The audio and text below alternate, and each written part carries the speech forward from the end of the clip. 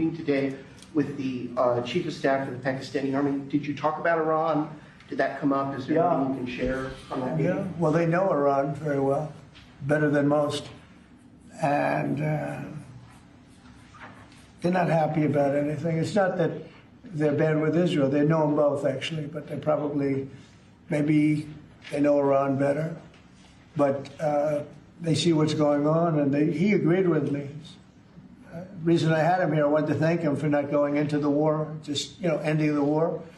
And I want to thank, as you know, Prime Minister Modi just left, just a little while ago, just left. And we're working a trade deal with India. We're working a trade deal with Pakistan. And they were both here. But I was with Modi a few weeks ago. He was here, actually. But now we speak to him. And I'm so happy. There was a deal that two smart people, plus, they had people on their staff too, but two smart people, two very smart people decided not to keep going with that war. That could have been a nuclear war. Those are two nuclear powers, big ones, big nuclear powers. And they decided not. So I was honored to meet him today. And if I can also keep it, sir, and for anyone who may want to answer,